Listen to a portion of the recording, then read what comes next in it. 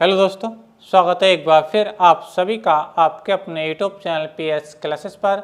तो दोस्तों, आज के इस वीडियो लेक्चर में हम पढ़ेंगे हाइगेंस के द्वितीयक तरंगिकाओं के सिद्धांत के आधार पर प्रकाश तरंगों के परावर्तन की व्याख्या। तो चलिए शुरू करते हैं वीडियो लेक्चर को और समझाते हैं आज के लेक्चर को। नेक्स्ट लेक्चर को अच्छा समझाने के लिए सबसे पहले हम आपको इसका डायग्राम समझाएंगे, फिर इसकी थ्योरी को समझाएंगे। तो चलिए पहले डायग्राम को समझते हैं, फिर इसकी थ्योरी को देखते हैं।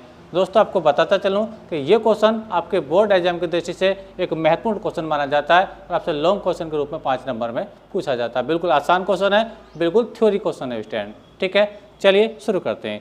देखिए स्टूडेंट, डायग्राम को समझने के लिए सबसे पहले आपको 2 पॉइंट पर नोटिस कीजिए, और वो 2 पॉइंट कौन कौन से हैं बच्चों? एक तो आपका एक्स है और दूसरा बच्चों आपका एक्स डैश है। जहाँ एक्स डैश क्या बच्चों? एक परावर्तक पृष्ठ है। क्या बच्चों? परावर्तक पृष्ठ है। अब आप सोचेंगे परावर्तक पृष्ठ क्या होता है? तो बच्चों, परावर्तक पृष्ठ का जो सबसे अच्छा उदाहरण है आप सभी ने देखा है, शीशा। शीशा कौन सा? जिसमें हम चेहरा देखते हैं। ठीक है स्टूडेंट, अब शीशे में आपने एक चीज़ नोटिस की होगी बच्चों कि हम जिसमें चेहरा देखते हैं जिस शीशे में, उसके बैक साइड पे क्या होता है? कुछ पॉलिश लगा होता है। क्या बच्चों? क्या लगा होता है?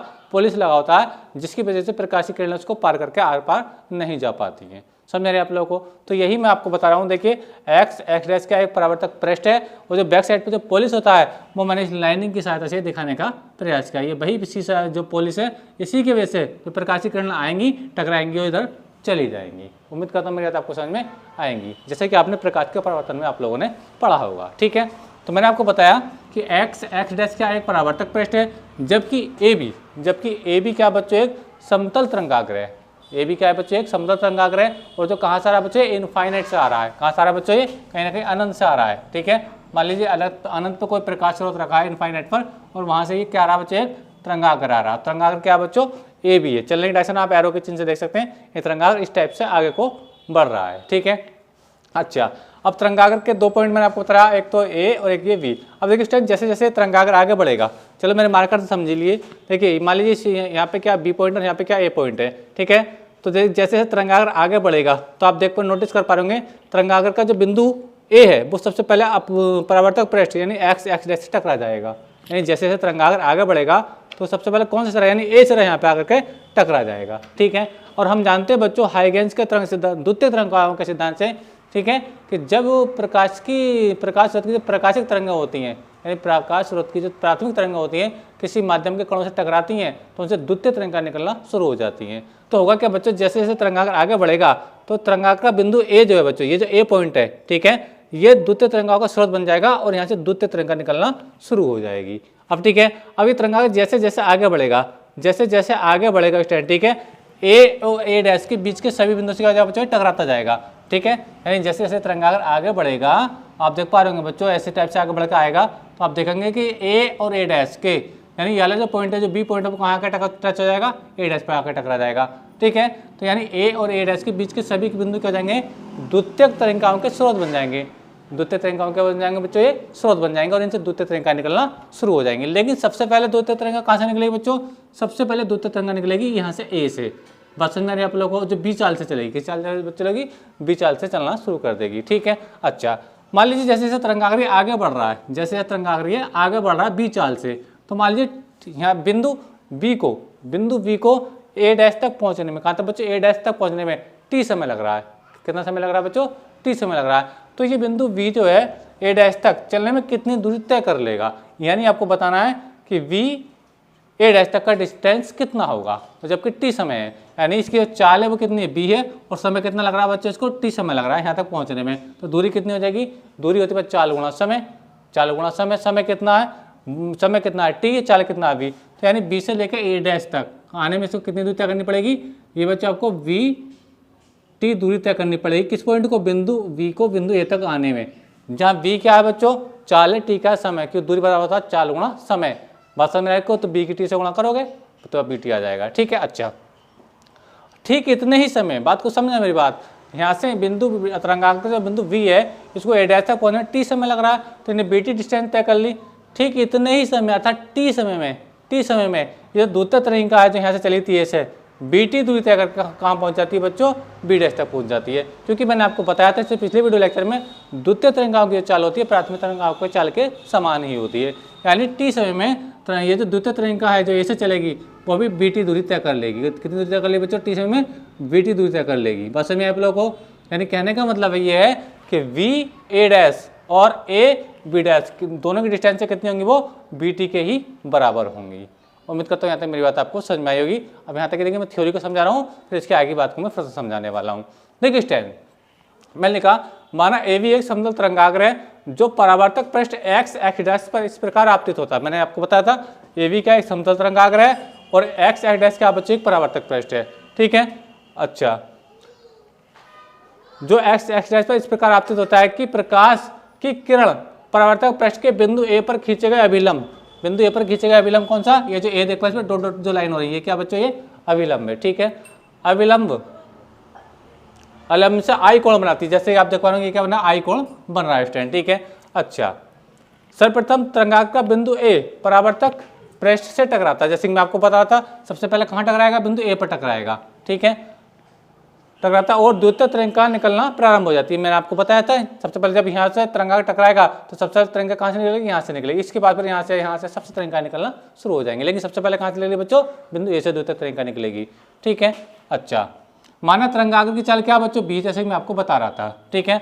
जैसे जैसे तरंगाग्र आगे बढ़ता है ए ए डैश के बीच के बिंदु से टकराता जाता है, जैसे मैं आपको बता रहा था जैसे तरंगाग्र आगे बढ़ेगा इस टाइप से तो ए ए डैश के बीच के बिंदु से क्या हो जाएगा बच्चों? टकराता हुआ जाएगा, ठीक है, टकराता जाता है, जिससे ए ए डैश के बीच के सभी बिंदु द्वितीय तरंगिकाओं का स्रोत बन जाते हैं और द्वितीय तरंगिका निकलना प्रारंभ हो जाती हैं। सबसे पहले बिंदु ए से यानी यहाँ से द्वितीय तरंगिका निकलती है जो टी समय बच्चों, कितने समय में? टी समय में बच्चों, ठीक है, वी टी दूरी तय करके बिंदु बी डैश पर पहुंच जाती है, ठीक है, पहुंच जाती है। ठीक इतने ही समय में यानी टी समय में तरंगाग्र का बिंदु वी, तरंगाग्र का बिंदु वी, ठीक है, बिंदु ए डैश तक पहुंच जाता है। कहाँ तक पहुंच जाता है? ए डैश तक पहुंच जाता है।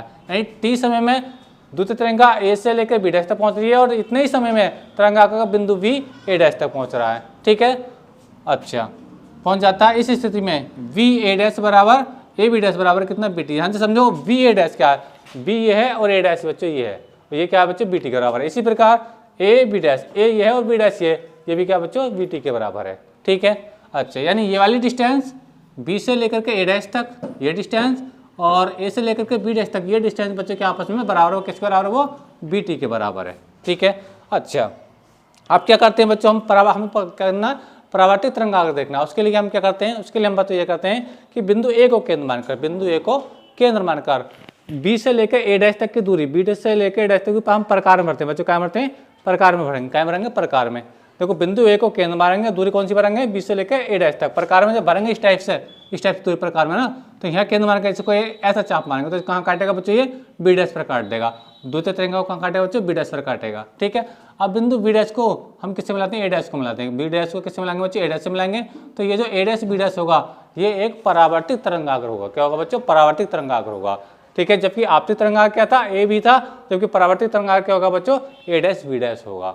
उम्मीद करता हूँ समझ में आ गई होगी मेरी बात। तो वही बात मान लीजिए, आप बिंदु ए को केंद्र मानकर बी ए डैश त्रिज्या प्रकार में भरकर, ठीक है, बी ए त्रिज्या का एक चाप खींचते हैं जो द्वितीय तरंगिका को बी डैश पर काटता है। कहाँ काटता है? तो बी डैश पर काटेगा, ठीक है। अब बिंदु ए डैश को बी डैश से मिलाते हैं, ए डैश को बी डैश से मिलाते हैं। इस प्रकार ए डैश बी डैश परावर्तित तरंगाग्र को प्रदर्शित करता है। तो स्टूडेंट यहाँ तक तो इसकी थ्योरी थी और मैंने आपको समझाई। अब इसकी थोड़ी सी कैलकुलेशन है उसको समझा रहा हूँ, चलिए समझते हैं।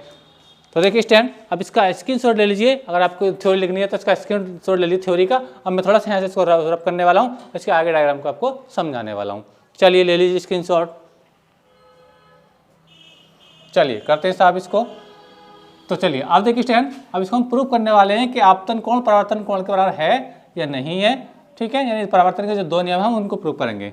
चलिए शुरू करते हैं। देखिए त्रिभुज लेंगे, त्रिभुज की सहायता से। कौन त्रिभुज लेने ध्यान समझिए। त्रिभुज लेंगे हम, त्रिभुज ए बी ए डैश, समकोण त्रिभुज, समकोण त्रिभुज कौन सा?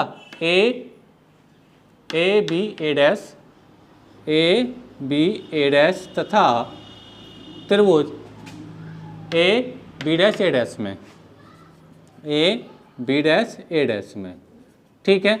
दोनों में ध्यान से देखो बच्चों, ये देखो ये त्रिभुज है ए बी ए डैश, ये वाला त्रिभुज, ठीक है। ये त्रिभुज कौन सा? A B dash A dash, ये वाला त्रिभुज। तो दोनों त्रिभुजों में बच्चों ये जो डिस्टेंस है ये दोनों क्या है? एक दूसरे के बिल्कुल बराबर है। तो मैं लिख देता हूँ इसको, यानी ए बी डैश बराबर या बी ए डैश बराबर, ठीक है, बी ए डैश ये मैंने लिखा, ठीक है, ये बी टी के बराबर है, और इसी प्रकार A B dash, A B dash बराबर क्या बचे, ये बी टी के बराबर है, ठीक है। अच्छा अब देखिए स्टैंड, ये भी एक 90 अंश का एंगल है, यानी ये भी एक राइट एंगल है 90 अंश का कोण, और ये भी क्या बचे एक 90 अंश का कोण है। तो कोण ए बी ए डैश, यानी कोण ए बी ए डैश बराबर कोण A B dash A dash, A B dash A dash बराबर क्या बचे, ये 90 अंश। दोनों क्या है, दोनों समकोण हैं, दोनों क्या बचे, राइट एंगल, दोनों ही समकोण है, दोनों क्या बचे, समकोण है। अच्छा अब देखिए स्टैंड, अब आगे देखें, ये देखो अब दोनों त्रिभुजों में देखो ए बी ए डैश यानी ये वाला त्रिभुज और A B dash A dash ये वाला त्रिभुज, दोनों में ए डैश क्या रहा, कॉमन है, दोनों में ए डैश क्या रहा बच्चों, कॉमन है, यानी उभयनिष्ठ है। लिखेंगे ए डैश ए डैश बराबर ए डैश, ये क्या बच्चे, ये कॉमन है, कॉमन मतलब उभयनिष्ठ है बच्चे, क्या ये उभयनिष्ठ है, ठीक है स्टैंड। तो आपने देखा कि इस त्रिभुज के अंदर क्या होगा, दोनों त्रिभुजों में क्या हुआ, दो तो देखिए आप देख पाएंगे इसकी दो तो साइड बराबर हैं, दो तो साइड बराबर है और एक इसका एंगल बराबर है, दो साइड बराबर है और एक एंगल बराबर है। तो साइड एंगल साइड से दोनों त्रिभुज कैसे होगा बच्चे, समरूप त्रिभुज होगा, क्या होगा, समरूप त्रिभुज। और अभी समरूप त्रिभुज हो जाएंगे बच्चों तो ये वाला एंगल इस एंगल के बराबर हो जाएगा, यानी आई एंगल क्या हो जाएगा, आर के बराबर होगा, यानी आपतन कोण परावर्तन कोण के बराबर हो जाएगा, जो कि आपका परावर्तन का दूसरा नियम है। तो लिख सकते हैं हम इस प्रकार, तब लिख सकते हैं तब triangle A B A dash, A B A dash सर्वांशम त्रिभुज A B dash A dash. तो अब लिख सकते हैं, अब एंगलों में देखिए जब त्रिभुज जब समरूप हो गए तो इनके कोण भी आपस में क्या हो जाएंगे, समरूप हो जाएंगे, कोण भी आपस में क्या हो जाएंगे बच्चों, बराबर हो जाएंगे, ठीक है।